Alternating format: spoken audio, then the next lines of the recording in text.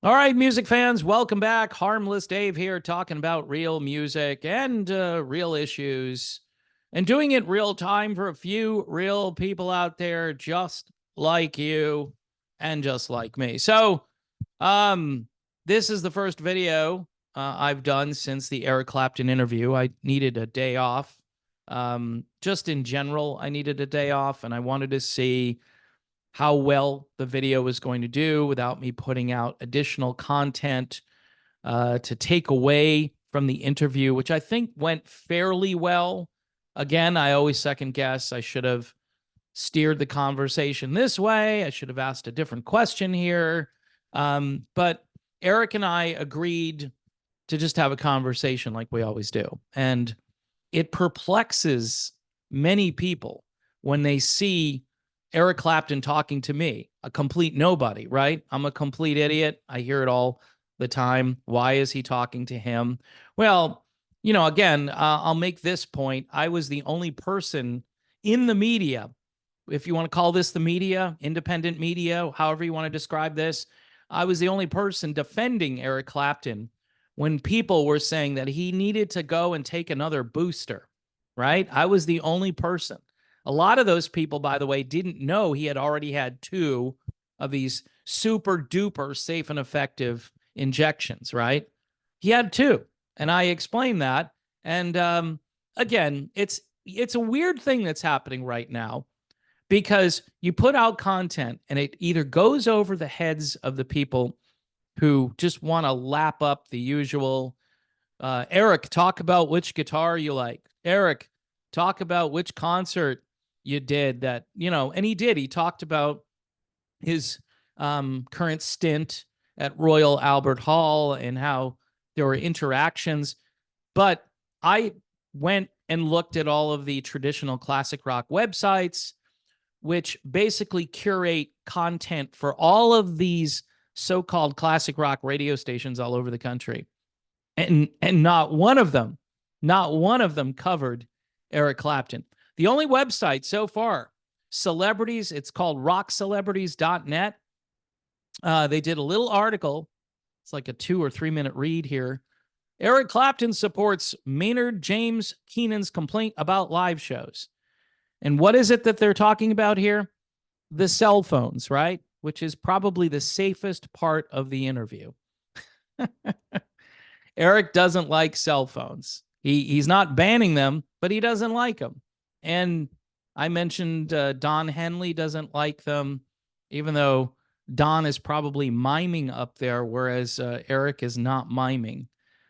He's actually looking at the audience, and he's concerned about if they're kind of soaking whatever is happening on stage, soaking that in and getting the most out of the show, which again, it's an interesting thing that they covered and probably the safest thing that they covered. But think of this. They didn't cover the war in Gaza. They didn't talk about that. And you would expect that the rock media would be up in arms because Clapton has a unique point of view which aligns with the point of view of Roger Waters, who has been put through the wood chipper in the last couple of years, whether he deserves it or not.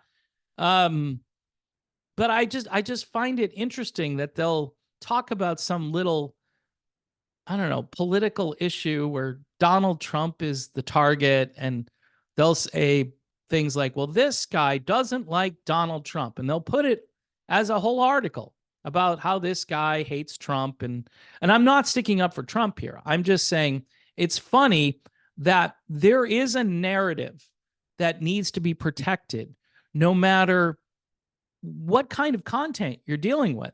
This is music, right? And Eric has some strong opinions about the war in Gaza, and he's written music dedicated to that. He has a guitar now, which is celebrating Palestine. And you would think somebody would mention it somewhere. And I'm not saying they should mention it necessarily in a good way. They're not even covering it.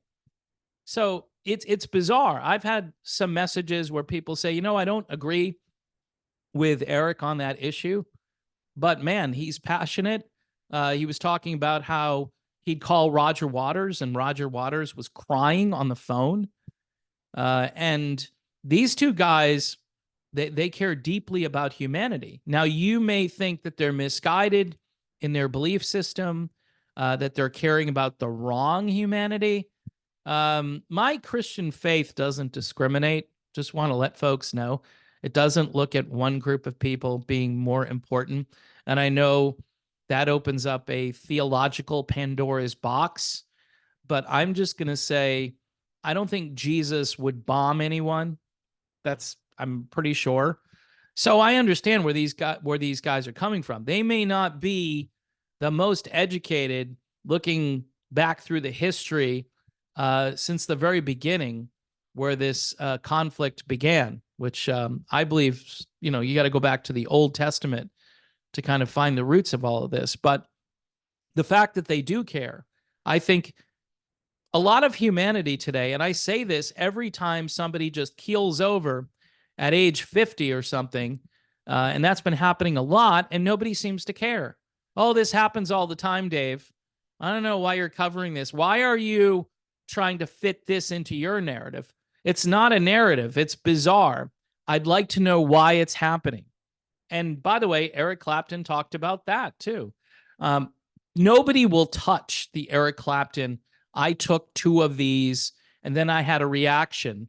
The only thing that they cover is, gee, I thought, he couldn't use his hands anymore. He seems fine to me. Okay, so if you had done something and you had been scared that maybe you weren't going to be able to use your hands, and Eric happens to play guitar, so that's kind of a big deal, wouldn't you be very leery of promoting that particular product? And wouldn't you tell, again, this is like a review on Yelp or something. Yeah, I had a really bad experience with this product. Would not recommend it to anybody. In fact, I believe they should ban this product so people don't get hurt. Again, use the faulty car seat analogy, just like the car seats. One fails and they recall all of them. One. Okay, so it's just, I don't know, folks. Obviously, let me say this, because this is a Captain Obvious comment. Most of the media today is being brought to you by the companies that are trying to push this stuff on everyone. So they're going to be really skeptical all the time of people who have concerns, health concerns. They have claims. They were telling people it's all in your head. This didn't really happen to you. That heart problem you have, that turbo cancer that came out of nowhere, that's all in your head. What you need to do is get some psychological help. It couldn't be these great products that we're now flooding the market with to cure problems that we created in the first place. Man. So anyway, getting back to the whole Clapton thing, I want to talk about views, right? So yes, I do care about views. I'm trying to keep this channel going. I put out a little, not a disclaimer, but in the description of that video, I said, the algorithm is not going to like this video, even though it's Eric Clapton. Please support the channel if you can. And when I say support, I mean financial support. Buy me a coffee, which I've gotten a few coffees since the video aired. But it's if Rick Beato had done this video, would have been like 2 million views, at least 1 million, I would say, well over 1 million. And yeah, I know he's got over 1 million subscribers, but proportionately, right? I can't get over the number of subs I have. In other words, 77,000 subscribers. I don't know if this video will get to 77,000. So, and what's weird is I'm getting messages from patrons as if I didn't do this video. Most of my patrons, I think, would say, hey, pretty cool how you had Clapton on again. Man, he's a cool dude, right? No, they're still talking about Steve Perry, and I don't know. I don't know what's going on. I say that a lot. I say, I don't know, and I shake my head. But I did take some time off just to see how this would go out there. And It's going out there.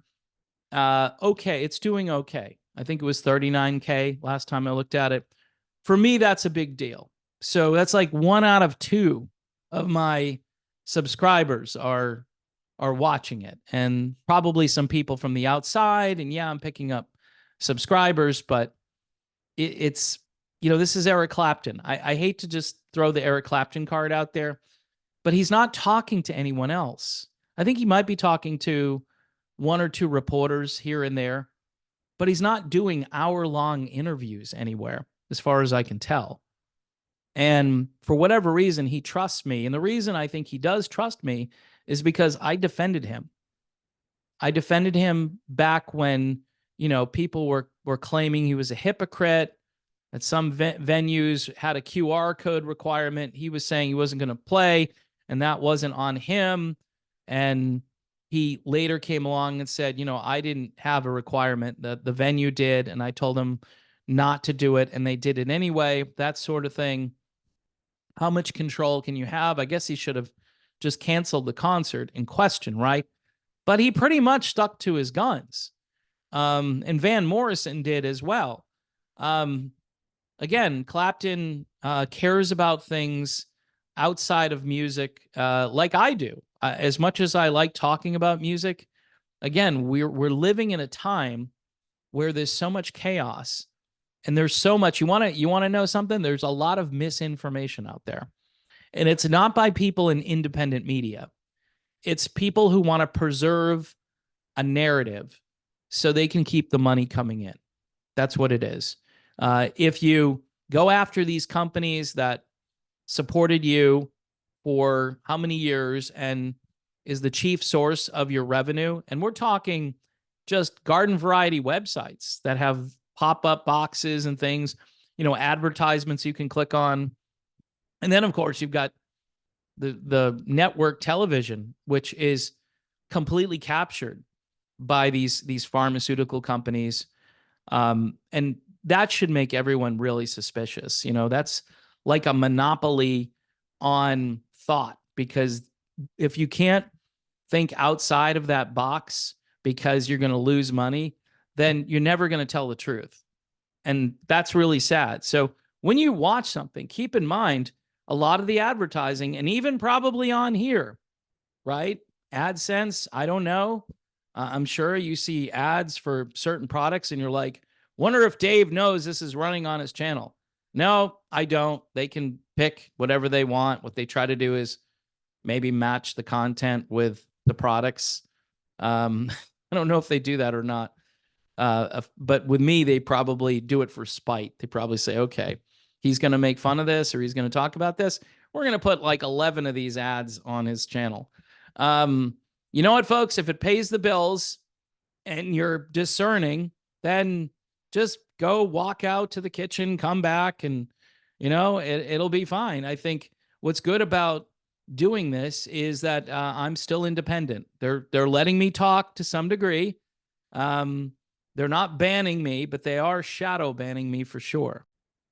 All I know is I really enjoyed talking with Eric Clapton. We talk a little bit before, we talk a little bit after. He's a good man, like all of us, throughout our lives, we make mistakes, and he's in a really good place because he's got a heart for people. He cares about the world. He cares about children quite a bit as well. And I think he's trying to leave some kind of a legacy, which will last long after he's gone. And I think people should appreciate what he's done musically, but they also should appreciate what he's doing when it comes to peacemaking, because there are very few peacemakers in this world right now. Same with Roger Waters. Even if you don't agree with which side this is being caused by, I keep saying this. Christians, pray for peace. If you're a Christian and you're not praying for peace, you're praying for war, or you're hoping that one side wipes out the other side. Yeah, we've been doing that for thousands of years. It would be nice if we had a new approach based on the teachings of Christ rather than the teachings of the military industrial complex. So that's my opinion on those subjects. Again, as far as the Clapton video goes, I am very fortunate for whatever reason in my life to have gotten to the point where I've been interviewing on a fairly regular basis now one of the greatest musicians in rock history. Let's just leave it there. You don't want to rank Eric Clapton anymore? I'll just say one of the greatest ever, including singing. He's a great singer. For those of you who think he should just stick to guitar, no, no, he's been a great singer for many decades. And by the way, Eric even stuck up for himself when it comes to his vocal capabilities. I think he's gotten better and better as the years have gone on, where a lot of people that I cover these days are not getting better. They're getting worse, all right? Or they're really embarrassing and they should probably stop. So again, thank you for watching. God bless everyone. Please pray for peace in the Middle East and around the world and in your own heart. And you got to ask this question: who would Jesus bomb? Like, who would he bomb? Is Jesus a warmonger, or is he the Prince of Peace?